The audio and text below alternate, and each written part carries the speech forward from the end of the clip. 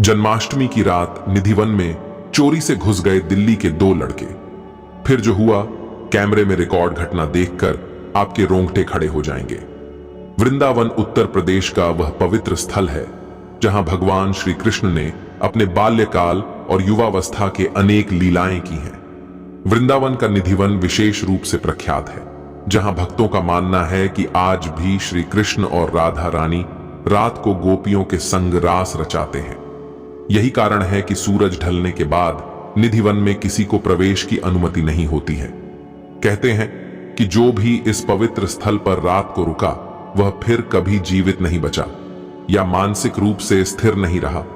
परंतु इस पवित्रता के बीच दिल्ली के दो लड़कों ने कुछ ऐसा करने का प्रयास किया जिससे उनकी जिंदगी हमेशा के लिए बदल गई। तो चलिए आज की एक घटना निधिवन से जुड़ी आपको बताते हैं। लेकिन उससे पहले श्री कृष्ण के सभी सच्चे भक्त कमेंट बॉक्स में जय श्री राधे कृष्ण जरूर लिखिएगा और इस चैनल को सब्सक्राइब करना मत भूलिएगा। आज की कहानी अमन और विजय की है। यह दोनों ही दिल्ली के निवासी थे। दोनों की उम्र करीब 22 वर्ष की थी। दोनों दोस्त थे और छोटी मोटी चोरी करके ही अपना गुजारा चलाते थे। एक बार तो यह दोनों पुलिस स्टेशन चले गए और वहां जाकर दोनों ने नाटक कर धीरे धीरे पुलिस स्टेशन में ही चोरी कर डाली। पुलिस वालों को भी 2 दिन बाद पता चला कि उनके पुलिस स्टेशन से कुछ चोरी हुई है। ये दोनों किसी बड़ी चोरी की योजना बना रहे थे। रोज रोज छोटी मोटी चोरी कर इनका मन अब बड़ी चोरी पर अटक चुका था। इसलिए दोनों दोस्तों ने मथुरा में चोरी करने का सोचा। अमन और विजय ने एक दिन वृंदावन के निधिवन के बारे में सुना, जहां हर रोज सैकड़ों भक्त भगवान श्री कृष्ण को भेंट स्वरूप सोने चांदी के आभूषण और अन्य कीमती वस्तुएं चढ़ाते हैं। उनके मन में लालच जगा और इन्होंने निधिवन से ये कीमती वस्तुएं चुराने की योजना बनाई। उन्हें विश्वास था कि भगवान के इन आभूषणों को चुराकर वे अपनी जिंदगी बदल सकते हैं। यह योजना बनाने के बाद दोनों ने निधिवन को कुछ दिन तक बारीकी से देखा और जानकारी जुटाई। उन्हें यह समझ में आ गया कि जन्माष्टमी की रात सबसे उपयुक्त समय होगा, जब मंदिर में भक्तों की भीड़ होगी और सुरक्षा थोड़ी ढीली हो जाएगी।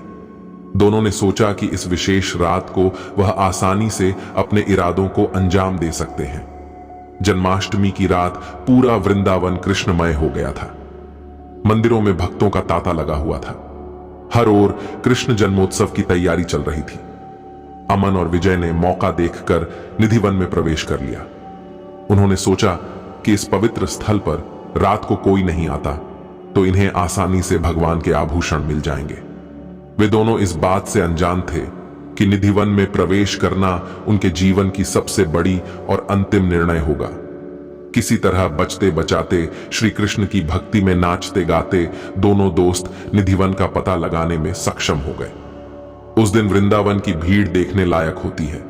इसी भीड़ का फायदा उठाकर दोनों दोस्त निधिवन में चले गए।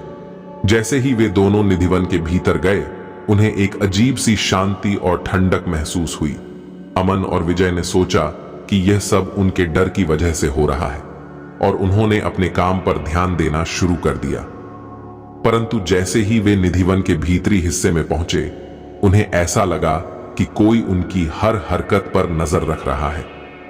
विजय ने अमन से कहा कि मुझे कुछ अजीब सा लग रहा है, हमें यहां से निकल जाना चाहिए। लेकिन अमन ने उसकी बात को अनसुना कर दिया और आगे बढ़ता रहा। अचानक उसे ऐसा महसूस हुआ जैसे कोई उनके पीछे खड़ा है। जब वे पीछे मुड़े तो वहां कोई नहीं था, परंतु तभी कुछ ऐसा हुआ जिससे उनकी रूह कांप उठी। दोनों ने जैसे ही भगवान कृष्ण के विग्रह के पास पहुंचने की कोशिश की, अचानक उनके चारों ओर एक अदृश्य घेरा बन गया।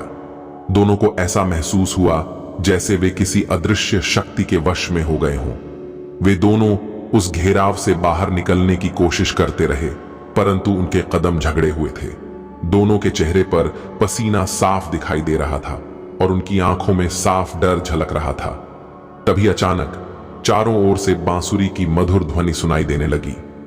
ये ध्वनि इतनी मनमोहक थी कि दोनों चोरों के हाथ पांव थम से गए। वे वहीं जमीन पर गिर पड़े।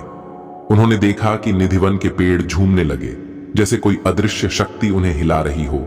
चारों ओर अजीब सी रोशनी फैलने लगी उनके सामने श्री कृष्ण और राधा रानी का दिव्य स्वरूप प्रकट हुआ। ये दृश्य देखकर अमन और विजय के होश उड़ गए। वे कुछ समझ नहीं पा रहे थे कि यह सब क्या हो रहा है। श्री कृष्ण ने मृदु स्वर में कहा, यह स्थान मेरे भक्तों के प्रेम और भक्ति का प्रतीक है। यहां आकर तुमने अपनी आत्मा को कलुषित कर दिया है, परंतु मैं दयालु हूं, तुम्हें एक और अवसर देता हूं। विजय ने रोते हुए कहा, हमें माफ कर दो प्रभु, हमने जो किया वह लालच के वश में किया। अमन भी फूट फूट कर रोने लगा। दोनों ने अपनी गलती स्वीकार की और श्री कृष्ण से क्षमा मांगी। श्री कृष्ण ने मृदुता से कहा, जाओ और सच्चे हृदय से प्रायश्चित करो। जैसे ही यह दिव्य घटना समाप्त हुई, दोनों ने देखा था कि उनके चारों ओर सब कुछ सामान्य हो गया था। उन्हें ऐसा महसूस हुआ जैसे वह किसी स्वप्न से जगे हों। दोनों लड़खड़ाते हुए निधिवन से बाहर निकल आए। उन्हें इस बात का एहसास ही नहीं था कि मंदिर के बाहर लगे सीसीटीवी कैमरे ने उनकी सारी गतिविधियों को रिकॉर्ड कर लिया था। लेकिन कैमरे में केवल अमन और उसका दोस्त दोनों रोते हुए नजर आए। ध्वनि या किसी भी प्रकार की आवाज सुनाई नहीं दी। केवल इन दोनों के रोने की और चिल्लाने की आवाज ही रिकॉर्ड हो पाई। जब सुरक्षा कर्मियों ने अगली सुबह सीसीटीवी फुटेज देखा तो वे चकित रह गए। फुटेज में दोनों चोरों को निधिवन के अंदर घुसते हुए और फिर भयभीत होकर बाहर आते हुए देखा गया। उनके पीछे पीछे रहस्यमय रोशनी और हलचल दिखाई दी। इस फुटेज को देखकर वहां मौजूद सभी लोगों के रोंगटे खड़े हो गए। अमन और विजय ने इस घटना के बाद अपनी जीवन शैली पूरी तरह से बदल दी। वे लोग वृंदावन में ही बस गए और श्री कृष्ण की भक्ति में लीन हो गए। उन्होंने भगवान के चरणों में शरण ली और जीवन भर सेवा और भक्ति का मार्ग अपनाया। इस घटना ने उन्हें सिखाया, ईश्वर की मर्जी के खिलाफ जाने का परिणाम कितना भयानक हो सकता है। यह वीडियो कैसी लगी कमेंट बॉक्स में जरूर बताइएगा। वीडियो पसंद आए तो वीडियो को लाइक करिएगा, शेयर करिएगा और चैनल को सब्सक्राइब करना मत भूलिएगा। जय श्री राधे कृष्ण।